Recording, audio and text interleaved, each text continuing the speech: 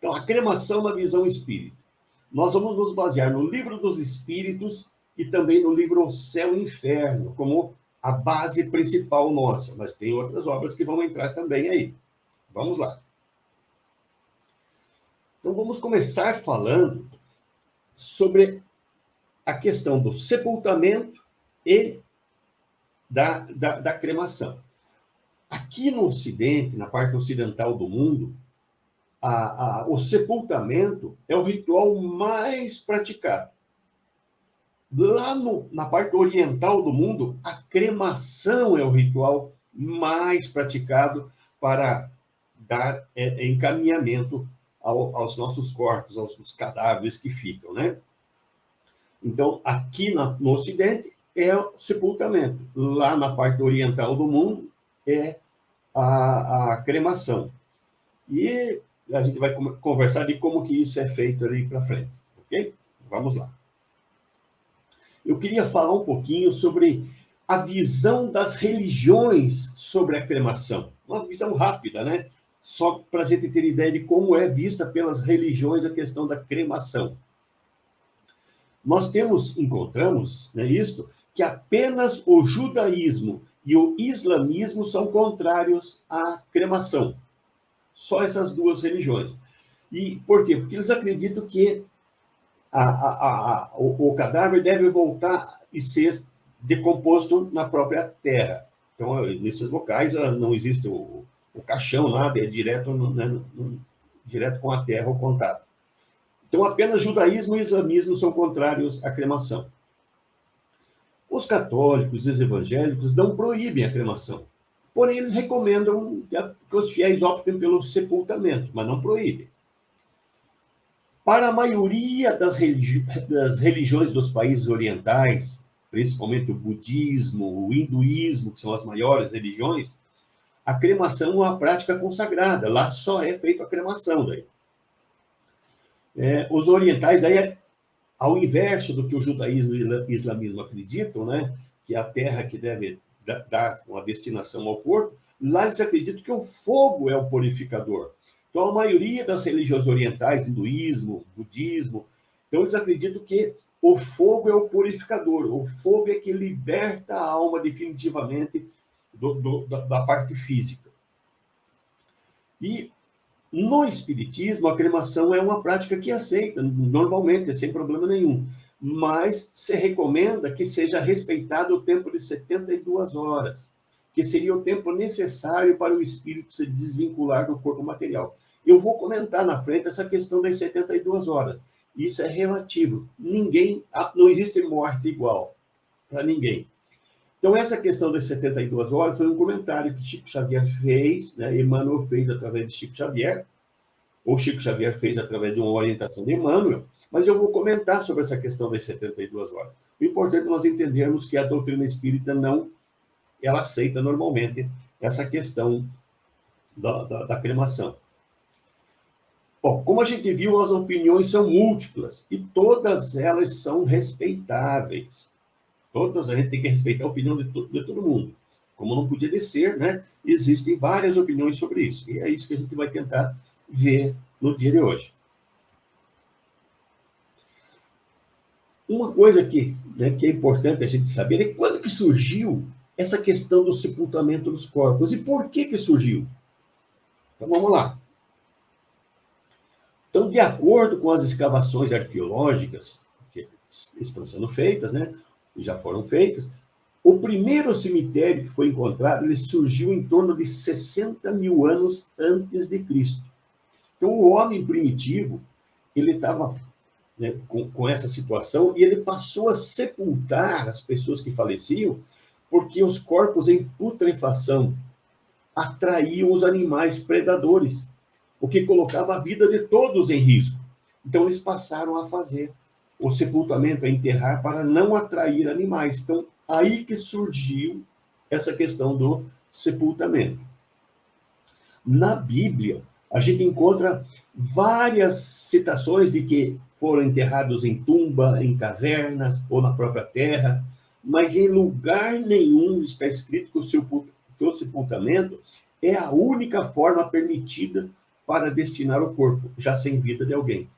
Então, na Bíblia, não existe como alguém dizer que a cremação é proibida. Não é. A cremação, ela cita enterros, né, que na época lá as pessoas desencarnavam, até Jesus foi em uma gruta, né, onde houve o seu sepultamento. Então, na própria Bíblia não fala nada sobre essa questão contrária à cremação. Bom, então,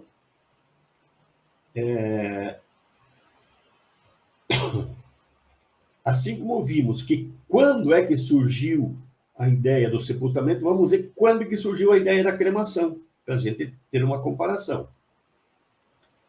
Então, de acordo com escavações arqueológicas, tem sido encontrado vasilhas de aproximadamente há 10 mil anos atrás, cheias de cinzas dos indivíduos daquela época.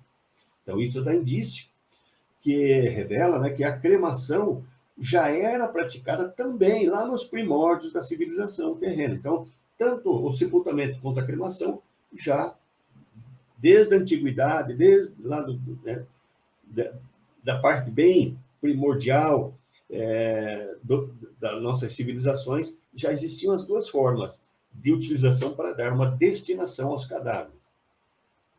E, com o decorrer dos séculos, a cremação foi se tornando uma prática consagrada em muitas civilizações da antiguidade. Então, a gente encontra, como a gente já viu ali há pouco, muitas religiões que adotaram como uma prática definitiva a cremação. Então, as duas são lá de muito antigo.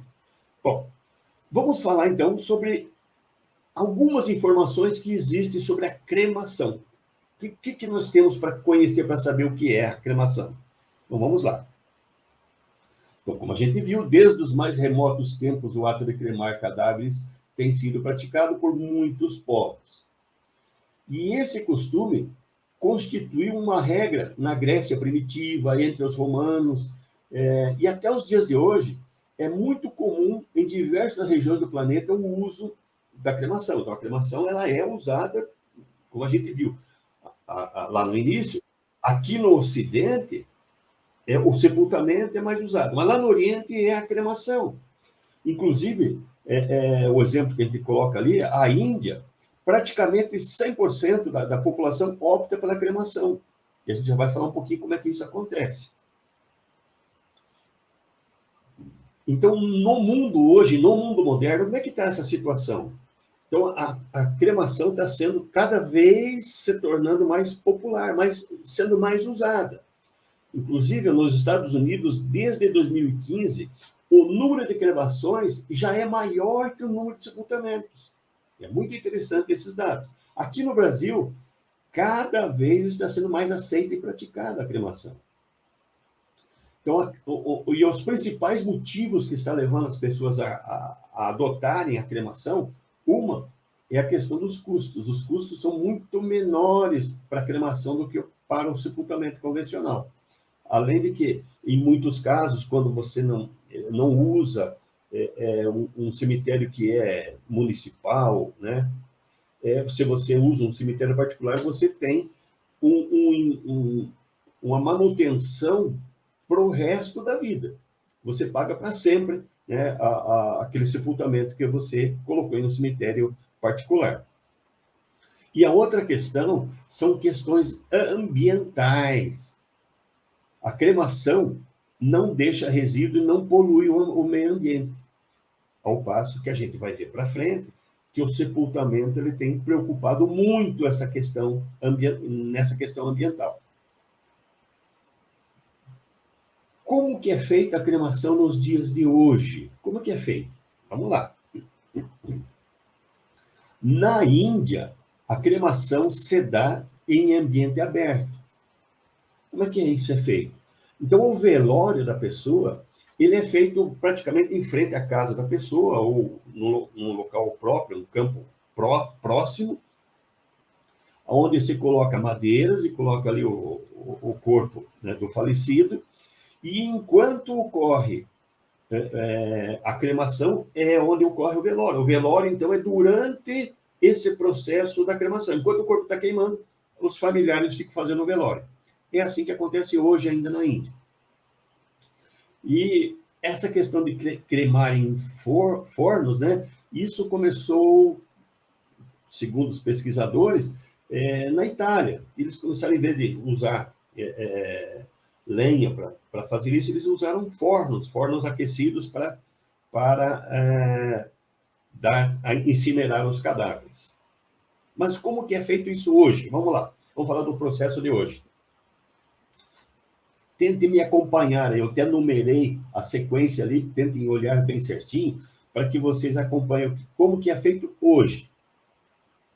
Então, hoje, existe um cerimonial de despedida, assim como, né, é feito num local, numa capela, assim como é feito para o sepultamento. Você tem um local que você deixa o cadáver, né, do familiar, do amigo, né, deixa naquela sala e ali ficam as pessoas velando, né, durante um certo tempo, para fazer o cerimonial de despedida. Aí, tem aquele o último minuto antes de fechar o caixão, as despedidas dos familiares, e aí, no caso da cremação, o caixão daí ele desce, é levado para uma sala separada, aí já não tem mais contato com os familiares depois da despedida, e nesse local é removido os metais, é removido o que pode, coisas de vidro, o que tiver que possa prejudicar a cremação ali é retirado. Aí depois, aí vem essa questão, né? Se a família quer esperar as 72 horas ou mais tempo, aí vai por uma câmara fria, isso, né? Tem pessoas que já em seguida, ao adeus, ali passou as 24 horas, que é obrigatório, já faz a cremação. Tem outras que optam por esperar o tempo. Então, existe uma câmara fria em todos os crematórios. E aí, quando chega o momento da cremação, o caixão, né, vai para o forno. Este forno é um forno especial, onde tem daí todo um tratamento, ele vai chegar a 1.300, 1.200 graus de temperatura, e ele é todo feito por questões ambientais, tem que ter filtros né, para a queima, para que a fumaça não vá para o meio ambiente, a fumaça é filtrada. E aí, depois que incinerou, é colocado numa urna, e essa urna é entregada para os familiares para fazerem, colocarem aonde, espalharem aonde quiserem a cinza, né, do falecido. Próximo. Aqui está a imagem, né? As cinzas resultantes da cremação são recolhidas e é feito espalhado aonde a pessoa... Desculpa, a garganta está um pouco... Então, essa cinza, muitos optam para jogar no mar, num rio, num jardim, né? Na natureza, assim, aonde a pessoa ter optado antes de desencarnar. Bom, então a gente viu como é que é feito e como é que é a lei. O que diz a lei sobre a cremação no Brasil? Então, essa lei, que é a Lei 6.015, de 1973, fala que o prazo legal que tem que se esperar, no mínimo, são 24 horas a partir do falecimento. Isso está na lei. É exigido isso. Agora, aquela questão do tempo de espera, se mais que 24 horas, a gente vai conversar mais para frente ali. O que é a parte básica e principal, essencial que está na lei, que eu coloquei aqui, que deve ser observada? Primeiro, que deve existir uma manifestação, né, em vida da vontade de ser incinerado ou cremado. Então, geralmente, a família ou decide ou já o próprio falecido em vida já tinha desejado essa vontade. O atestado de óbito deve ser firmado por 2 médicos ou por um legista, para poder ser cremado, para testar que realmente a pessoa, né, já faleceu mesmo. E no caso de mortes violentas, crime, acidente ou suicídio, você não pode cremar diretamente, você precisa de uma autorização judicial para isso. Então, são as coisas básicas que está na lei que fala sobre cremação. Então, por lei, deve-se aguardar no mínimo as 24 horas, porém, o regulamento da lei permite que o cadáver fique numa câmara frigorífica pelo tempo que a família desejar. Ok? E mesmo nos países que adotam a cremação do corpo, nada é imposto. A pessoa sempre pode escolher se ela quer ser sepultada ou quer ser cremada. Não existe, mesmo, né, em qualquer local, como aqui no Brasil. Você escolhe se você quer ser sepultado ou quer ser cremado. Então, não existe imposição, mesmo nos países que a cremação é predominante. E as questões, por que existem questões ambientais? Vamos ver o que fala sobre isso. Isso é muito interessante. Então, segundo a Organização Mundial de Saúde, a vida média dos seres humanos varia entre 70 e 90 anos. Então, tem países que a condição de vida melhora, a expectativa de vida aumenta. E tem países menos desenvolvidos, onde a expectativa de vida é menor. Então, ela varia entre 70 e 90 anos. Agora, né? Mas eu coloquei aqui o gráfico, vocês imaginem, em 1940, a expectativa de vida era 41 anos e meio. Então, nós já teríamos passado muito tempo da expectativa de vida, né? Então, hoje estamos entre 70 e 90 anos. Então, disso, se a gente analisar, resulta que a gente pode deduzir que no prazo de 90 anos morrem ou desencarnam todos os habitantes da Terra. A cada 90 anos há uma renovação total dos habitantes da Terra. Então, hoje nós somos 8 bilhões. Poderíamos dizer que daqui a 90 anos morreu todos esses 8 bilhões. Claro que existem pessoas que de diferentes faixas etárias, mas que a cada 90 anos muda tudo. Toda a população da Terra. E para onde vão essas pessoas? Será que tem cemitério para tanta gente assim? Para cada 90 anos, 8 bilhões de pessoas serem enterradas, serem sepultadas? O que acontece? Vamos lá, na próxima. Então, conforme esse entendimento que a gente viu, são bilhões e bilhões de corpos que vão ser sepultados no solo. E aí, quando a gente é sepultado, nosso corpo, ele entra em estado de decomposição. Existe uma fase da nossa decomposição em que a gente produz necrochorume, que é o líquido de todos os cadáveres. E aí, a gente vê que num cemitério, se ele for numa região onde existam nascentes de água, que exista algum rio por perto, ele vai poluir com necrochorume esse rio. Mesmo que não haja nascente de água, esse necrochorume vai penetrar o solo, vai permear o solo e vai atingir o lençol freático. O lençol freático é todo aquele, ele está, em média, 5, 6, 7 metros abaixo do nosso solo. Existe um lençol freático, onde muita gente faz poço para se utilizar dessa água. Então, essa água, contendo um cemitério próximo desse lençol freático, ele vai estar contaminado com necrochorume. Então, os sanitaristas têm alertado sobre o risco do necrochorume contaminar lençóis de águas e disseminar diversas doenças. Então, existe a possibilidade de muitas doenças que a pessoa desencarna, muitas bactérias, muitos vírus poderão estar no organismo da pessoa e vão se misturar ao necrochorume e que vão aí contaminar o lençol freático. Então, isso, por questões ambientais, é um risco muito grande de, como são bilhões e bilhões de pessoas sendo enterradas a cada período de 90 anos, 8 bilhões, né? De chegar a um ponto de saturar todo o ambiente. E os ambientalistas, então, colocam que, dentre os rituais de pós-morte, a cremação é o modo mais ecológico. Por quê? Vamos ver por quê.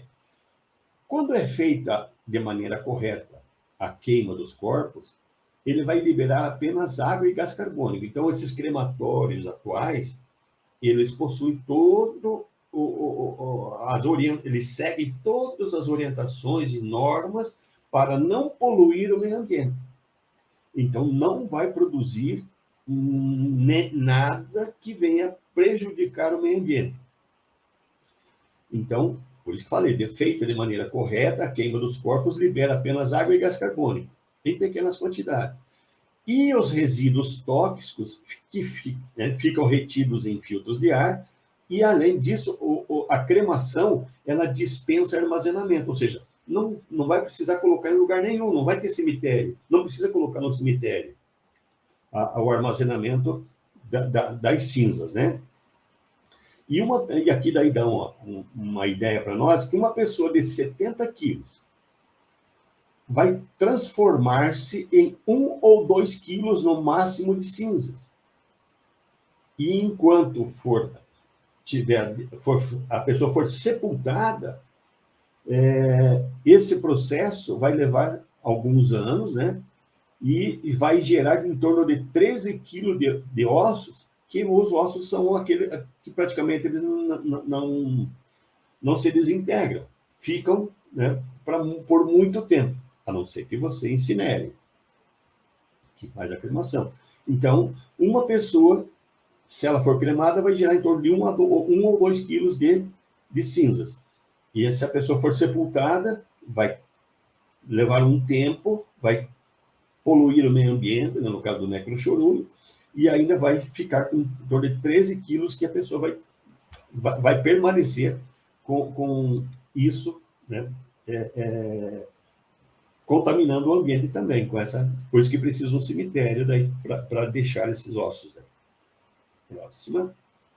Bom, aqui nós fizemos um apanhado geral, para vocês terem ideia, quando começou, a visão das religiões, como que é a cremação. Agora sim nós vamos entrar a falar qual que é a visão espírita sobre a cremação. Mas como a gente está mudando de tópico, o Edson já me apareceu ali dizendo, opa, tem coisa, vamos lá. Eu vou ver se eu faço o pessoal participar aqui, né? Aquecimento e tal. Eu queria te trazer uma pergunta aí.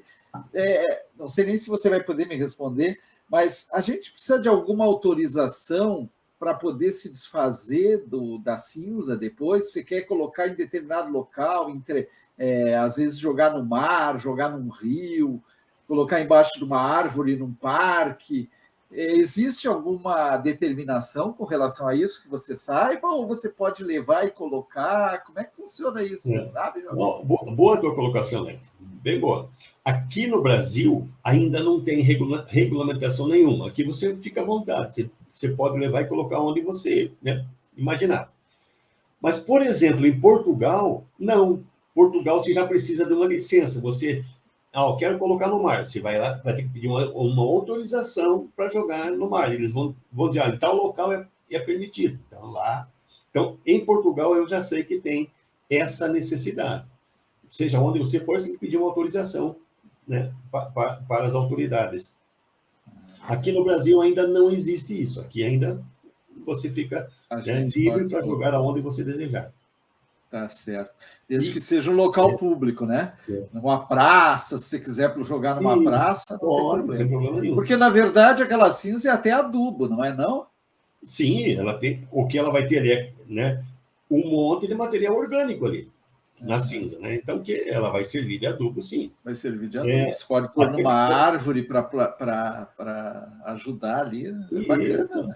Se você tem um jardim em casa, por exemplo, tem muitos que me joguem no jardim. É verdade, é verdade. Foi Legal, meu amigo. Obrigado, então. Vamos. Deixa eu aproveitar e falar um pouquinho mais sobre essa questão. Tem pessoas que guardam as cinzas em casa, naquele, né? Ficam, isso vem num vasinho, né? Bem bonitinho. A pessoa guarda e ainda faz até uma espécie de altar para ficar venerando aquele ente querido. O ente querido não está ali. Já é um espírito que foi. Então, não façam isso. Isso não faz bem para a pessoa, para a família. Não faz bem. Coloquem, levem isso, né, em algum lugar que essa pessoa gostava de muito ir, algum local que era preferido dela. Vão lá e coloquem as cinzas lá para que as cinzas façam parte da natureza novamente. É verdade. Bem lembrado, meu amigo. Deixa eu trazer aqui que o Carlos trouxe uma consideração aqui. Vamos lá. Nos cemitérios mais novos, a legislação obriga a captação do necrochorume em cisternas para depois sofrer a destinação correta. Então, só que hoje, ainda li hoje essa matéria, 80% dos cemitérios que existem, eles estão com problemas de passivo ambiental. 80% dos cemitérios. Então, tem 20% que estão atendendo essa legislação. É muito pouco ainda, né? E pela quantidade de cemitérios que tem hoje, que não tem, que não atendem às legislações, e que o Necrochorume está indo para o meio ambiente. E pelo volume de pessoas que vão desencarnar nos próximos anos, isso vai gerar realmente uma questão ambiental muito grande, porque aonde vai todo esse necrochorume? Como que vai fazer uma destinação de tudo isso? E ainda ficam os ossos. Então, você vai ter que fazer os cemitérios crescer, vai ter cidades que o cemitério vai ter que ser maior que a própria cidade, né? Porque, e a gente vê, não sei, mas nas grandes cidades, né, meu amigo, aqui, no caso Curitiba, os grandes cemitérios estão em regiões muito populosas, né, em locais onde já existe toda uma construção em volta. Daí, para você montar esse sistema de captação, você teria que talvez refazer o cemitério em outro lugar. Daí, o que você faz? Né? Eu moro aqui em Curitiba, muito próximo do cemitério Água Verde. E aqui tem várias nascentes de rios nessa região, porque ele pega bem uma baixada, e aqui eu sei que ele contamina. Né? É verdade, ainda mais que você trabalhou anos cuidando da água, né? Era um problema que a gente enfrentava muito. A Andréia faz uma pergunta aqui, mas eu tenho certeza que você vai responder já. Mas eu vou colocar aqui, só para... Né? Você vai tratar desse tema mais adiante, né, meu amigo? Isso. Andréia, calma. A partir de agora, que nós vamos falar da visão espírita sobre a cremação, nós vamos falar sobre isso. Mas eu vou acreditar para você ficar tranquila. Não existe, não tem chance nenhuma de a pessoa desencarnada sentir o fogo queimando o seu corpo. Mas nós vamos provar. Olha só, daí ela traz essa questão aqui também na sequência. Por que Chico Xavier não quis ser cremado? Fala-se que era devido à doutrina espírita não achar correto em relação ao perispírito. Isso procede mesmo? Não procede. Não procede. Chico Xavier não era por isso que ele não quis ser cremado. Tá bom. Mas vamos adiante, então, que daí você vai explicar tudo isso. Vamos lá. Então, vamos falar da visão, a partir de agora, na verdade, agora que vamos começar o nosso tema, a nossa discussão, porque eu queria primeiro posicionar todo mundo como estava a questão da cremação. Então, como é que a gente vai fazer? A visão espírita da cremação nós vamos dividir em 5 partes. Vamos falar da constituição do encarnado, do processo de desencarne, o que Divaldo Pereira Franco fala da cremação, o que Chico Xavier fala da cremação, e vamos fazer algumas considerações finais. Ok? Então, vamos primeiro falar da constituição do encarnado. Vamos lá. Isso, pode passar já também. Aí, nós Hoje, buscando as obras básicas da doutrina espírita, aquelas que Kardec codificou para nós encontramos que a constituição do encarnado, de nós que estamos encarnados, é espírito, perispírito e corpo físico. É assim que Allan Kardec e os espíritos passaram para nós e consta das obras básicas.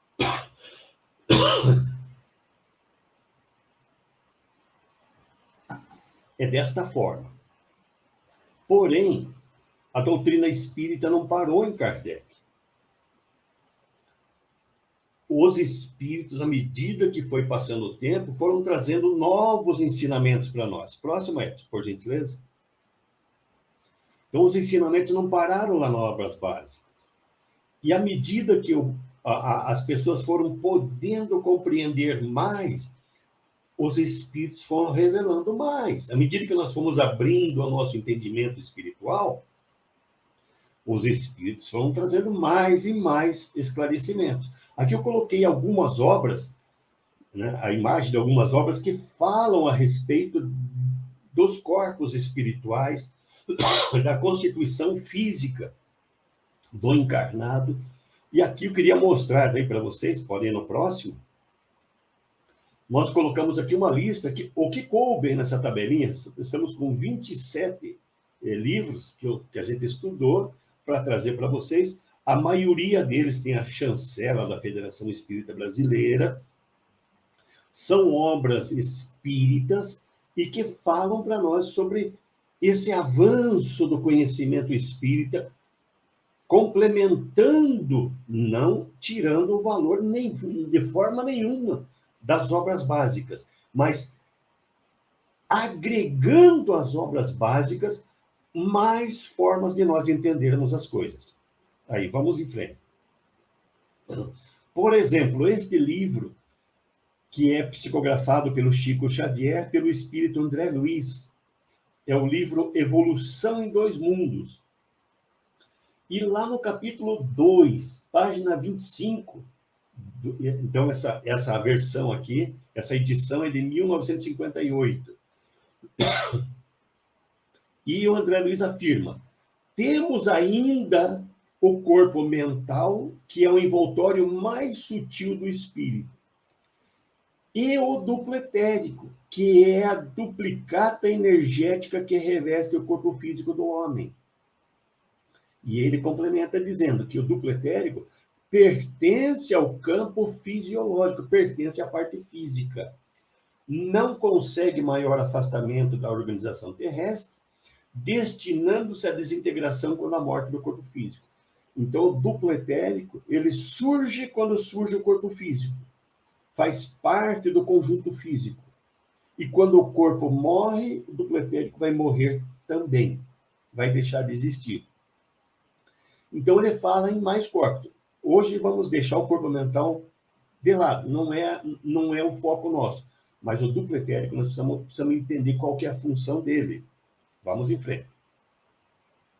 Temos um outro livro que se chama Da Alma, de Antônio Freire, também chancelado pela Federação Espírita Brasileira.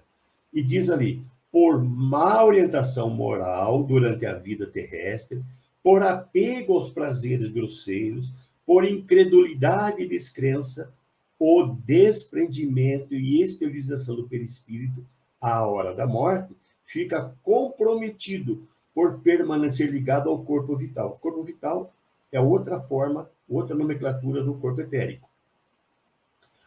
Assim, o perispírito flutuaria na atmosfera terrestre até que se expurgasse de toda a matéria etérica, pois, só liberto da substância do corpo vital, o espírito poderia ascender ao mundo espiritual, sua verdadeira pátria depois da desencarnação. O que o Antônio Freire está dizendo aqui?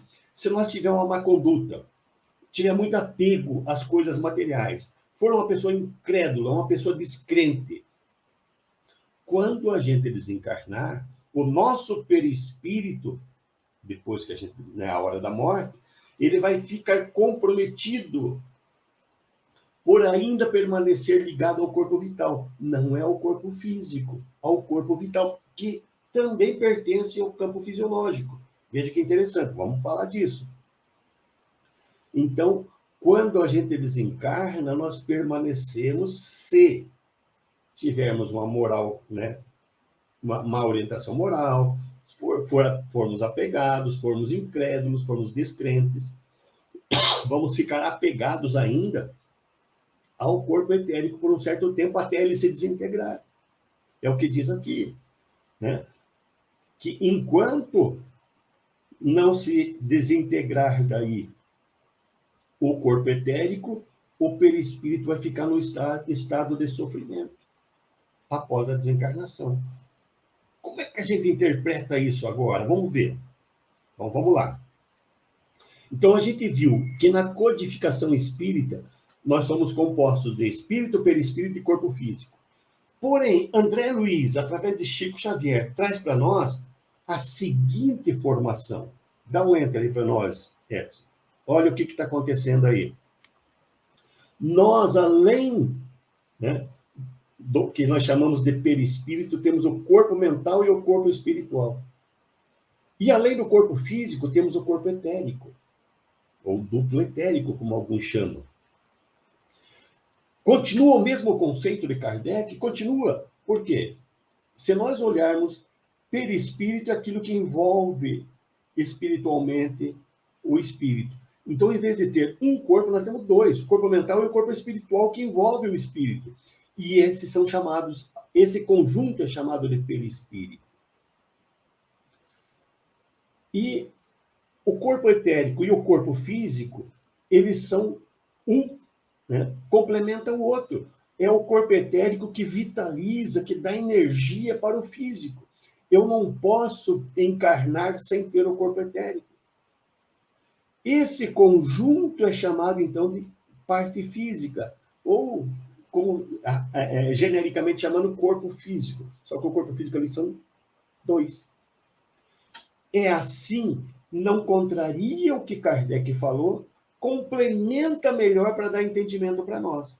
Então, é assim que nós nos encontramos com essa visão. E aí vem a questão, por que Kardec já não falou isso? Por que Kardec não falou dessa forma? Vamos ver. Segue. Kardec não falou isso, assim, dividindo mais, porque Kardec era um grande didático, era um pedagogo excepcional. E muitas coisas teriam que ser ditas ao ponto que o povo pudesse entender, adaptar ao entendimento do povo daquela época. Ele não deixou de dizer que nós temos, né, quando encarnados, espírito, perispírito e a parte física, corpo físico. Só que a parte física tem mais coisa. A parte espiritual tem mais coisas. Só que aquele tempo, o povo não sabia nem que tinha a parte espiritual, nem que tinha corpo espiritual, só entendia que tinha o corpo físico. Como é que ele ia dizer que nós tínhamos várias outras partes? O povo não ia entender. Então, ele foi didático. Falou apenas da parte física e falou da parte espiritual. Mas fica implícito que aquilo ali poderia ter mais coisas. Assim Kardec trabalhou. Por que ele fez isso? Vamos ver? Próximo. Então, vamos ver como é que era o conhecimento religioso lá no século XIX, quando Kardec estava, né? Kardec codificou a doutrina em 1857. Nessa época, em 1857, o mundo era dominado pela igreja, a igreja dominadora, né? E essa igreja procurava manter o povo na ignorância. Quanto mais ignorante o povo, mais poder a igreja tem. O povo só recebia ensinamentos que eram censurados pela igreja. E tinha as doutrinas secretas. E doutrina secreta, você só pode, né, passar conhecimento para aqueles que fazem os pactos de iniciação. E um dos pactos é, se você falar o que a doutrina secreta te ensina para outras pessoas, você paga com a própria vida. Por isso chama doutrina secreta. É assim que era o mundo no século XIX. Vamos ver um pouquinho mais. Próximo. No século XIX, ainda imperava a Santa Inquisição. Essa Santa Inquisição ela foi instituída em 1184 pelo Papa Gregório IX, né? E foi extinta em 1859 pelo Tribunal do Santo Ofício.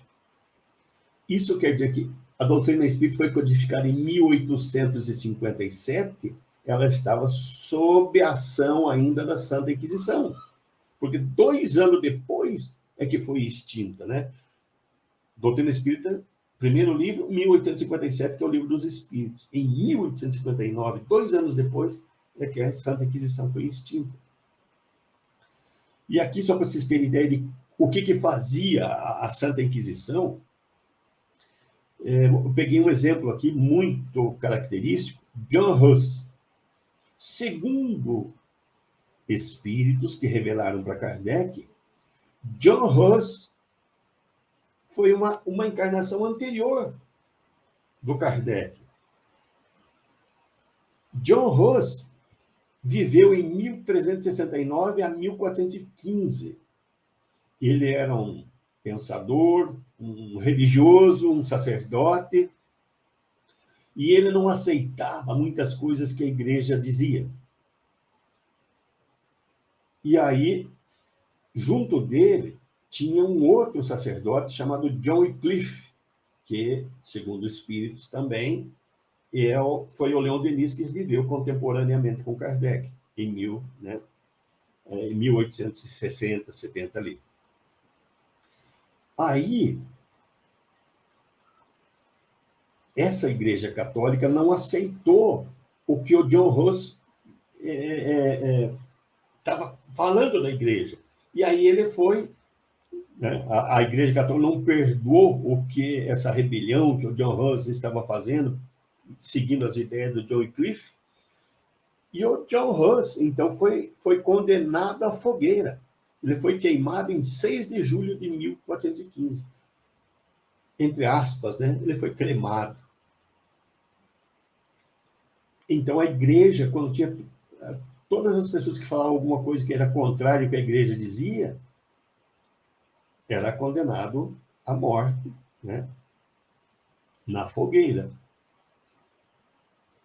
E o que aconteceu logo em seguida, que um discípulo do John Hus, chamado Martim Lutero, que viveu a partir de 1483 a 1546, era um sacerdote alemão, a igreja proibia das pessoas lerem a Bíblia. Era proibido ler os textos. Aí, Martim Lutero pegou e traduziu toda a Bíblia para o alemão e começou a distribuir. Ele xerocou, na época, vamos chamar assim, e distribuiu para o povo. E o povo começou a ler e a estudar a Bíblia. E aí, então, a igreja dominante disse, então, tá, agora vocês podem ler, já não tem outro jeito. Só que vocês não podem interpretar. Se interpretar, vai para a fogueira. Era esse mundo que Allan Kardec, em 1857, estava. O povo era totalmente ignorante das coisas espirituais. Por isso, ele não podia... Ele tinha que ser didático para falar as coisas. O povo era ignorante. Então, ele falou aquilo que era essencial, deixando para que o futuro as coisas se complementassem. Por isso que depois vem André Luiz e fala para nós, olha, a parte física, quando a gente encarna com 2 corpos, um corpo etérico e um corpo físico. O corpo etérico vem para auxiliar energeticamente o corpo físico. Ok? Vamos seguir em frente. Vamos começar a falar do processo de desencarne, né? Roberto, vou falar mais à frente. É possível estimar se a cremação está respeitando os 32 anos? Sim. Você pode, na hora que você for comprar o teu pacote lá da cremação, você dizer, olha, eu sou espírita e quero aguardar 72 horas. Todo o crematório vai respeitar isso. Mas eu vou falar sobre isso mais para frente, ok? Vamos lá. Processo de desencarne. Como é que acontece o nosso desencarne para a gente entender se a cremação afeta ou não? Vamos lá. Primeiro vamos falar do processo de separação da alma do corpo. Vamos buscar o Livro dos Espíritos. Primeiro, questão 155. Como é que ocorre essa separação da alma e do corpo? E os espíritos responderam: rompidos os laços que o retinham, a alma se desprende. Isso quer dizer que nós somos ligados, o perispírito ao corpo etérico, o corpo etérico ao corpo físico, por laços fluídicos. Nós somos ligados. Esses laços fluídicos fazem com que tudo aquilo que as energias que venha do perispírito, passando pelo corpo etérico e chegando ao corpo físico, ele abrange todas as células do corpo físico. Mas existem laços em certas regiões principais. Na questão 150A, a separação se dá instantaneamente por brusca transição, e o espírito respondeu: a alma se desprende gradualmente. Vamos ver como é que isso acontece? Vamos lá. Então, nós buscamos uma obra que explicasse para nós. Esse livro, Obreiros da Vida Eterna, é um livro psicografado por Chico Xavier, pelo espírito André Luiz. E nesse livro é relatado vários desencarnes.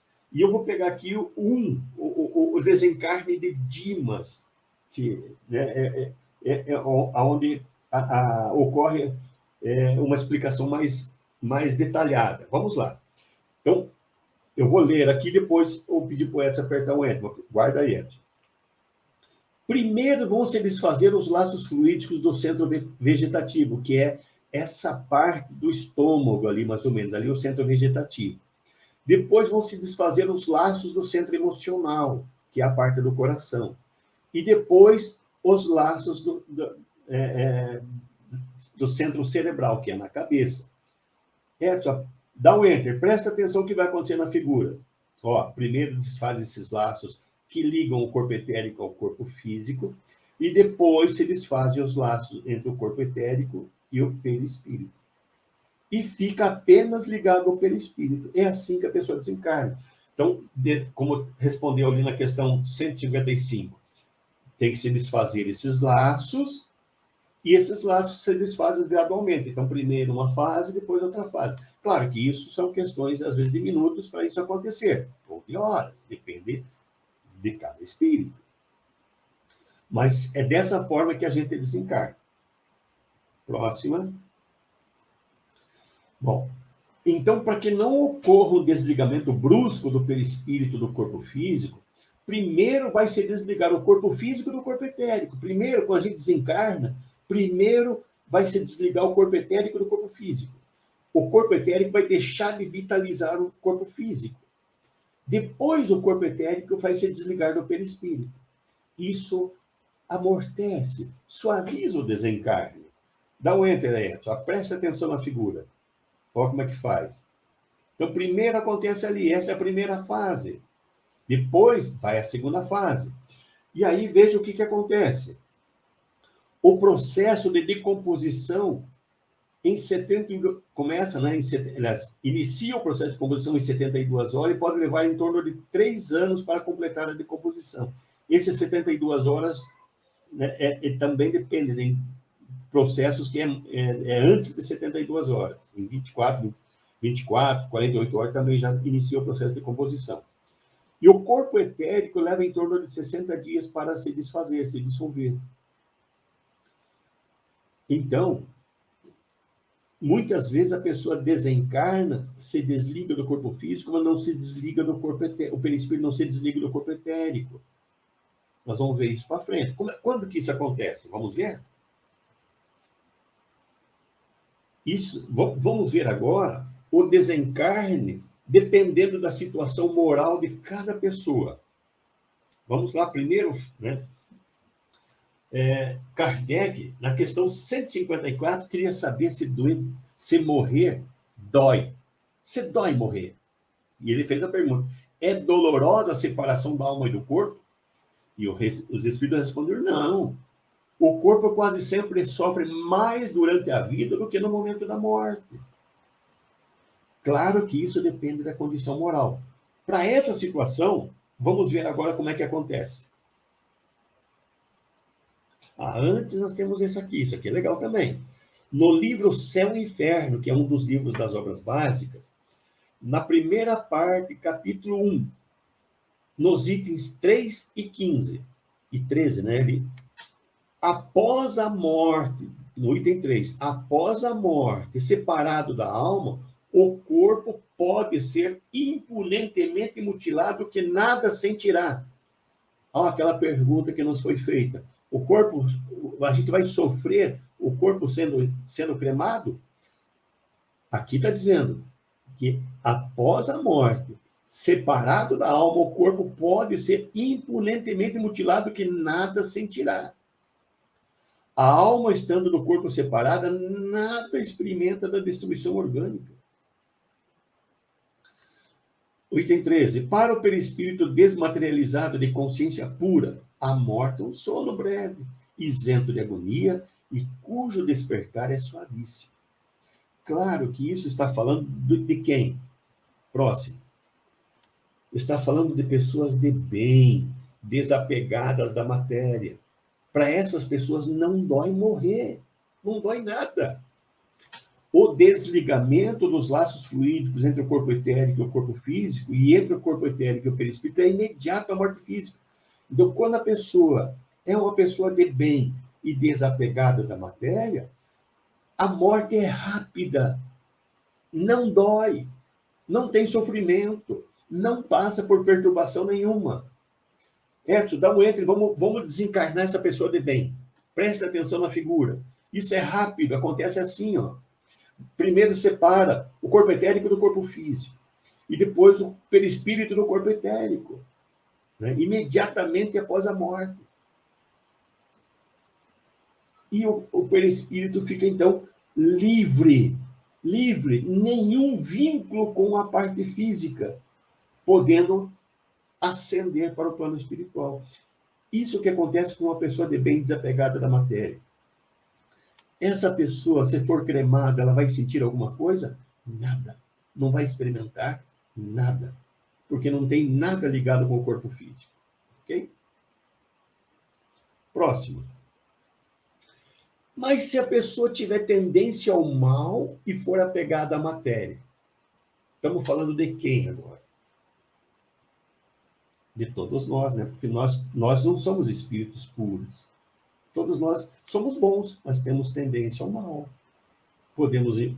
A maior parte do tempo nós fazemos coisa boa, mas em determinados momentos nós erramos, fazemos coisas indevidas. E temos certo apego à matéria. Então, como é que acontece nesse processo agora? Aí o desligamento dos laços fluídicos entre o corpo etérico e o corpo físico é imediato à morte física. Porém, o laço do centro coronário entre o corpo etérico e o perispírito permanece ligado por alguns dias, semanas e até meses. Isso está na questão 155A do Livro dos Espíritos. Vamos desencarnar essa pessoa, Edson? Presta atenção na figura, o que acontece lá. Ó. Primeiro, vai se desfazer todos os laços que ligam o corpo etérico ao corpo físico. Isso é imediato à morte. Não há ligação nenhuma do corpo físico com o corpo etérico. E aí, nesse caso, por ainda a pessoa estar um pouco apegada, vai existir uma ligação que vai permanecer entre o perispírito e o corpo etérico. Mas entre o corpo etérico e o corpo físico não há ligação nenhuma. Então, a pessoa experimenta algum tipo de sofrimento e também passa por um estado de perturbação devido à permanência da ligação entre o perispírito e o corpo etérico. O corpo etérico é um corpo mais denso do que o perispírito. Ele é mais sutil que o corpo físico, mas é mais denso que o perispírito. Então, nesse caso, a pessoa não consegue ascender ao plano espiritual porque está ligado ao duplo etérico. Mas não está ligado ao corpo físico. Então, essa pessoa pode ser cremada? Que nada vai acontecer. Porque ela está totalmente desligada do corpo etérico. Se o corpo físico dela for cremado, nada ela vai sentir, embora ela esteja ligada ao corpo etérico, mas ela nada vai sentir. Porque não existe ligação entre o corpo etérico e o corpo físico. Porque continuasse havendo ligação entre o corpo etérico e o corpo físico, não iria caracterizar desencarne. Não iria caracterizar a morte física. Vamos em frente.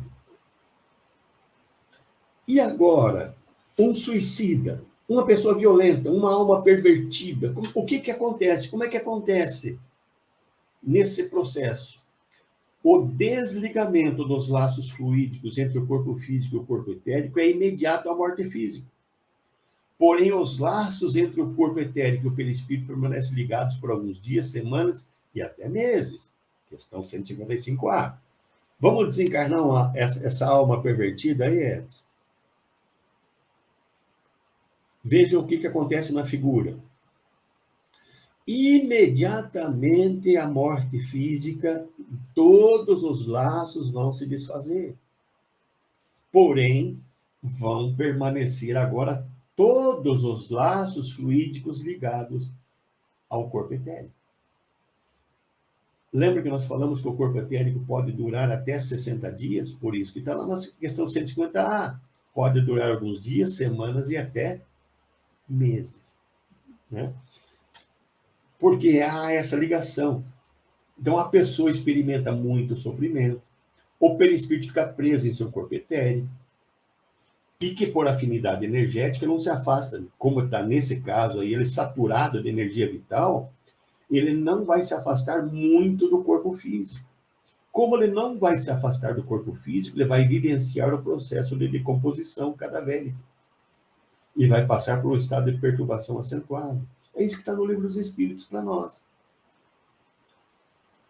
Então, só que se nós olharmos a lei da cremação, essas pessoas não podem ser cremadas. Mesmo não haveria problema algum, porque ela está totalmente desligada do corpo físico. Ela não iria sofrer queimaduras, nada. Mas ela iria, como ela está por afinidade energética próxima ao corpo físico, ela iria ter sensações. Só que não iria ter essas sensações da queimadura, de forma alguma. Assim, da mesma forma, quando essa pessoa é sepultada, ela tem a sensação dos vermes comendo o seu corpo, né? Mas é a sensação, porque ela está próxima, ela não está sentindo isso. Ela está vendo, mas não está sentindo. Então, ela tem a sensação daquilo, mas não está ocorrendo com ela. Próxima, vamos entender o que é essa afinidade energética, né? Então, nos casos dos suicidas violentos e almas pervertidas, o corpo, né, o perispírito fica preso ao corpo etérico. E esse corpo etérico, por afinidade energética, fica próximo ao corpo físico. Então, nesse caso, o perispírito, por estar ligado ao corpo etérico, vivencia a sensação do processo de decomposição. Não existe ligação entre o corpo físico e o corpo etérico. Existe somente, então, a afinidade energética. Vejam ali na figura, né? Não existe laço nenhum ligando o corpo físico ao corpo etérico. Mas entre o corpo etérico e o perispírito existe. Então, essa afinidade, essa aproximação é que faz com que a pessoa vivencie isso. Mas não vai ter sensações. Então, nós estamos falando aqui de que a pessoa, quando desencarna e é sepultada, por essa aproximação, muitas vezes ela vê o seu corpo, ela sente o seu corpo sendo... Ela vivencia, né, a sensação de ver o seu corpo sendo... Né, entrar naquele estado de putrefação. Mas não está ocorrendo não tem nenhum contato com o corpo etérico, o corpo físico. Ok? Então, só lembrando, na questão de morte violenta, caso de acidente, né? Como é que acontece? Próxima. Então, na morte violenta, de imediato vão se romper os laços fluídicos dos centros vegetativo e emocional entre o corpo físico e o corpo etérico. Dá um enter para nós, Edson. Então, quando a pessoa morre por acidente, imediatamente vai se desligar todos os laços que a ligam com o corpo, né, físico. Então, o corpo etérico se desliga. Aí, em seguida, já chegam os espíritos socorristas para fazer o processo de desligamento dos demais laços, de acordo com o merecimento, com o estado moral de cada um. Então, se for uma pessoa, né, de moral boa, desapegada, e sofreu um acidente, imediatamente vai desligar os laços que ligam ela ao corpo físico. E aí os espíritos socorristas chegam e já procedem todos os desligamentos de todos os laços, se a pessoa for uma pessoa boa. Se for uma pessoa com tendência ao mal e apegada à matéria, eles vão desligar todos os demais laços, mantendo só o laço cerebral. Se for uma pessoa violenta e agressiva, eles vão manter todos esses laços ligados. É assim que funciona. Ok? Mas essa pessoa que morreu por morte violenta, vamos lembrar, olha aqui, ó, na lei. Crime, acidente ou suicídio deve ser submetido à autorização judicial. Só se o juiz permitir que seja, né, a pessoa cremada. Só que isso leva um certo tempo, não é imediato. Então, nesse tempo todo, todo o processo de desligamento já né, ocorreu normalmente. Bom, alguma questão, Edson? Tem uma questão aqui que eu vou passar para você. Antes, eu queria te fazer outra pergunta também. Meu amigo, você fala do suicida, né? Só que, mesmo se tratando do suicida, né, cada suicida tem uma história de vida, né? Cada suicídio é uma situação diferente. Para todo suicida, ele vai passar também por essa situação na hora do desencarne, ou existe atenuantes e agravantes no caso do suicídio? Aí vai depender de que forma foi esse suicídio, né? Os espíritos colocam isso para nós, que muitas vezes existe o suicídio indireto, né? Existe o suicídio que a pessoa ela está passando por ela desconhece, não tem nenhum conhecimento sobre questão espiritual, não sabe as consequências que vai ter. E tem aquele que conhece, que sabe, como, imagina, um espírita se suicidar, conhecendo tudo que conhece. Com certeza, o grau, quanto mais você conhece, o grau aumenta, o grau de sofrimento vai aumentando. Né? Cada caso é uma situação diferente. Tem, inclusive, o suicida que é induzido ao suicídio, né? E aí, então, aquele que induz tem uma consequência talvez maior do que o suicida. E a gente vê que isso até tem situações na própria internet de pessoas que induzem crianças ao suicídio. É verdade, né? Imagina. Então, o que induziu, ele vai sofrer muito mais do que a criança que o fez, né? A pessoa que o fez. Legal. Eu vou te passar uma pergunta aqui da Andréia.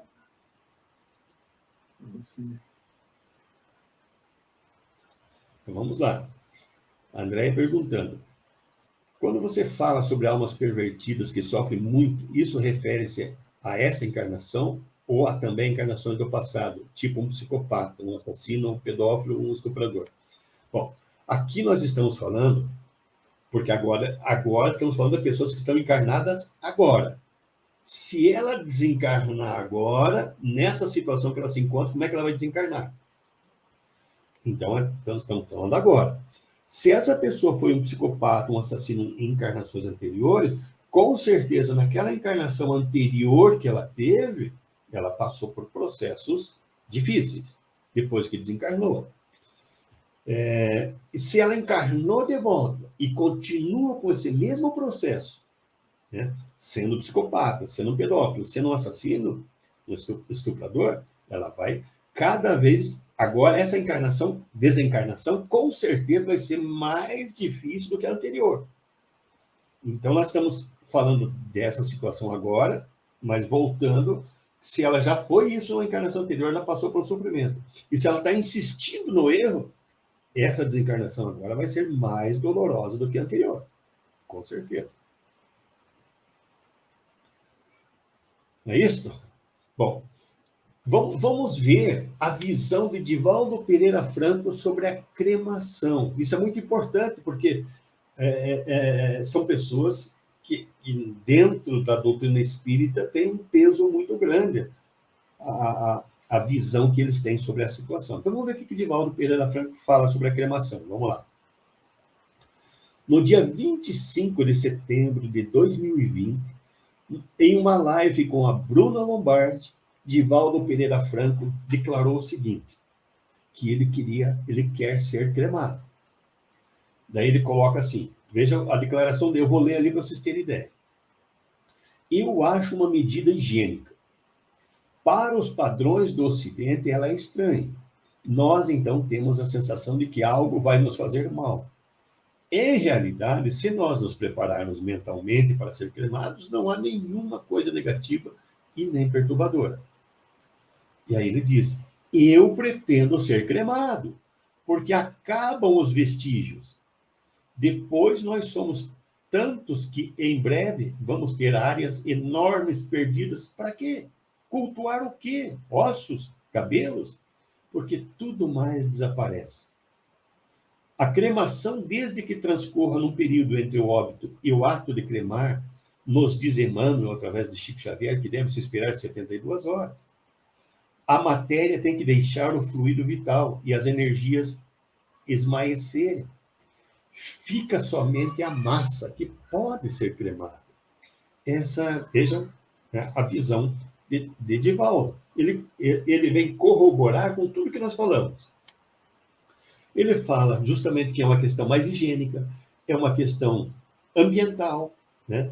Que não tem sentido ficar as pessoas, né, cultuando ossos, né, cabelos, esse tipo de coisa. E na visão dele. E aí eu vejo uma humildade muito grande em Divaldo, porque ele diz que vamos esperar 72 horas. Nós vimos ali que se a pessoa é uma pessoa de bem, uma pessoa que pratica o bem e é desapegada, o desligamento é imediato. O desligamento da parte física é imediata. Não fica nada ligado. Então, se esperar 24 horas, que é o prazo legal, e cremar, não haveria problema algum. Imagina o Divaldo Franco, você não vai, em questão de minutos, estar desligado? Mas, por humildade, ele falou, não, vamos esperar 72 horas. Quando, eu vou falar já na sequência aqui do Chico Xavier, que ele falou dessa questão das 72 horas. Até vamos à frente eu comento. Vamos lá. Aí eu junto as duas coisas. Vamos ver o que o Chico Xavier falou sobre a cremação.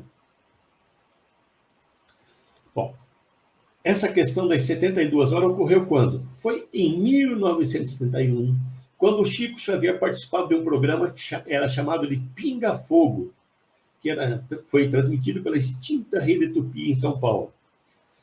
E sob a intuição de Emmanuel, ele recomendou que deveríamos esperar pelo menos 72 horas antes de se iniciar o processo de cremação. Então, isso foi uma sugestão, ele recomendou, não é que ele disse, tem que ser, ele recomendou. Por que ele diz isso? Porque a maioria de nós encarnados, somos espíritos ainda imperfeitos, com tendência ao mal e apegados à matéria. A maioria de nós vai levar entre 24 e 48 horas, no máximo 72 horas, para estar totalmente desligado do corpo etérico, não do corpo físico. O corpo físico já imediatamente após a morte, ele tem que estar desligado, porque senão não caracteriza a morte física. Isso quer dizer, não havia necessidade dessa questão das 72 horas. Mas devido nós ficarmos ligados, o perispírito ficar ligado ao corpo etérico, e no caso, quando nós não somos violentos, agressivos, nós, ao nos desligarmos do corpo físico e ficarmos ligados ao corpo etérico, o corpo etérico de uma pessoa que não é tão violenta, agressiva, ele não fica tão próximo ao corpo físico.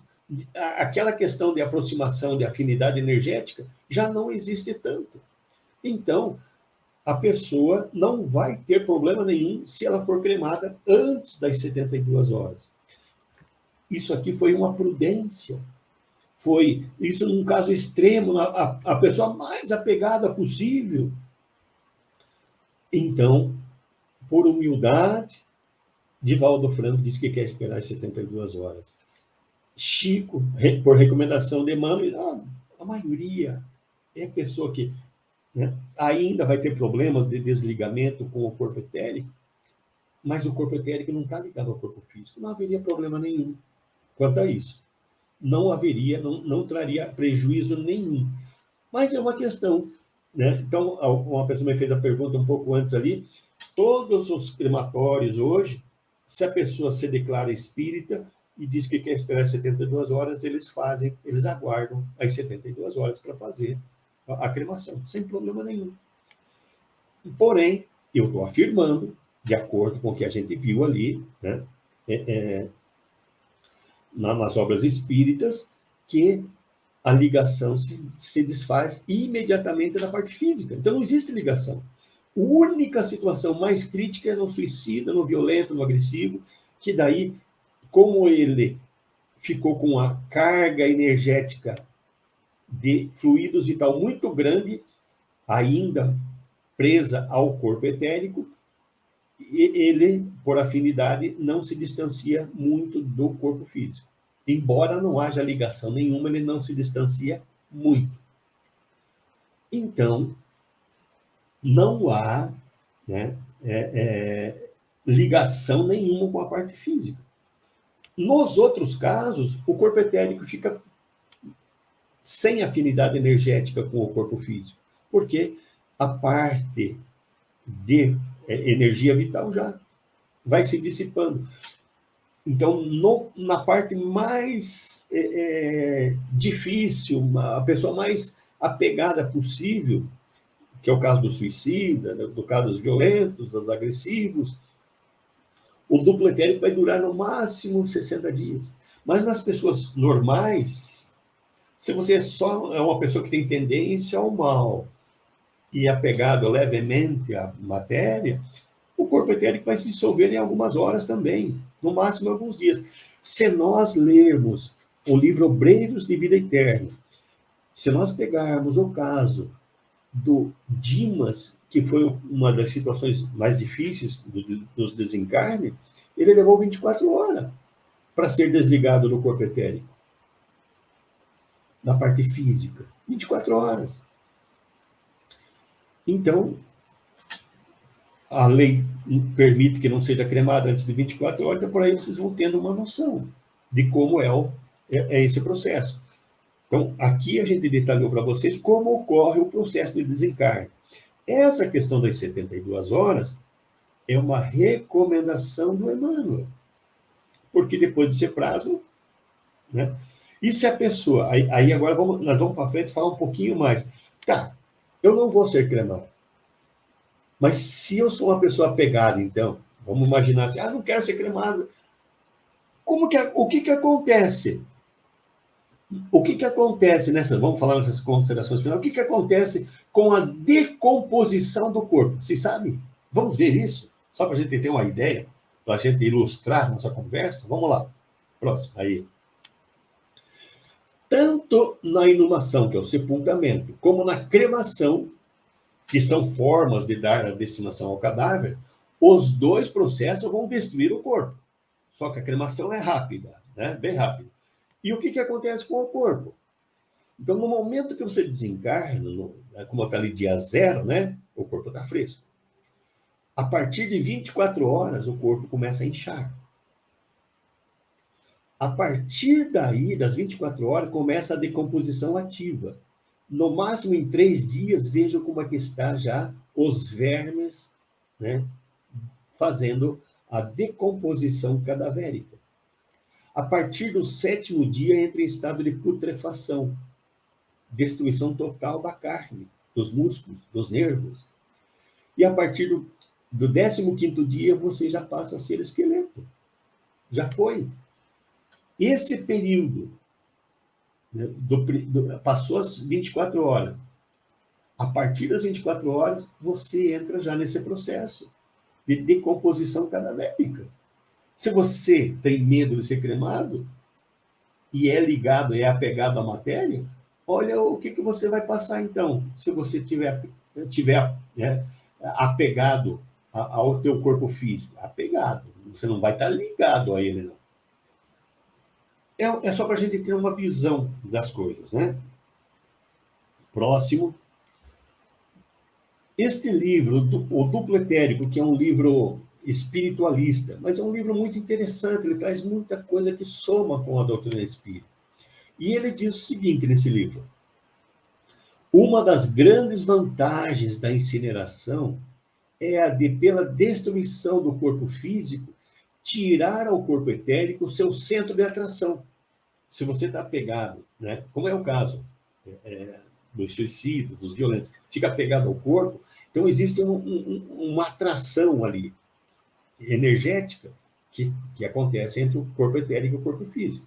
Se você incinerar, se você cremar o corpo físico, vai perder essa atração. Isso facilita a rápida decomposição do corpo etérico e a mais rápida liberação do seu perispírito. Então, é também absolutamente impossível que o defunto sinta a ação do fogo em seu corpo abandonado, pois se a morte é bem efetiva, houve todos os desligamentos, né? O perispírito e o corpo etérico foram completamente separados do corpo físico denso. É isso que eu estou dizendo para vocês. É o que está nessa obra, Duplo Etérico. Mas vamos ainda um pouquinho mais. Vamos pegar uma outra obra. Próximo. No livro Morri e Agora, da Vera Lúcia Marinzec, ela diz o seguinte, em um dos capítulos. Menciona que nos crematórios existem equipes de espíritos socorristas especializadas em realizar o procedimento de desligamento do espírito antes do início da cremação. Então, se na pior das hipóteses, você estivesse ligado de alguma forma à parte física, quando você vai ser cremado, existem espíritos socorristas que fazem todo o processo de desligamento antes do início da cremação. Está neste livro. Morri e Agora. Então, não existe risco, né? Vamos. Próxima. Portanto, o receio dos espiritualistas de permanecerem ligados ao corpo depois de desencarnarem, e por isso sofrer algum efeito de decorrência da cremação no perispírito, não se justifica. Não existe motivo para isso. Próxima. Então, a única coisa que a gente orienta é, para você optar pela cremação, é necessário, então, que você tenha um certo desapego das coisas. Claro que a gente tem a família, né? Tem os amigos, que a gente, né, tem um certo apego emocional, mas desapegue-se das coisas materiais. Porque mesmo que você opte pelo sepultamento, se você não estiver desapegado, você irá sofrer, se for o caso, né, com a decomposição do corpo. Aí você decide, como diz naquela situação. E para nós finalizarmos, o importante é reconhecer que muito mais importante que semelhantes cuidados do que vai acontecer com o corpo é o cuidado que a gente deve ter com como a gente vive. Cultivarmos em nossa existência coisas boas, né, trabalharmos pelo bem, renovarmos o nosso espírito para melhor. Porque quando nós estamos nos esforçando para ser bons, tentando diminuir as nossas tendências ao mal, buscando melhorar a cada dia, nós com certeza não teremos preocupação nenhuma com o destino que o nosso corpo tiver. seja cremação ou sepultamento. Isso não vai nos preocupar de forma nenhuma.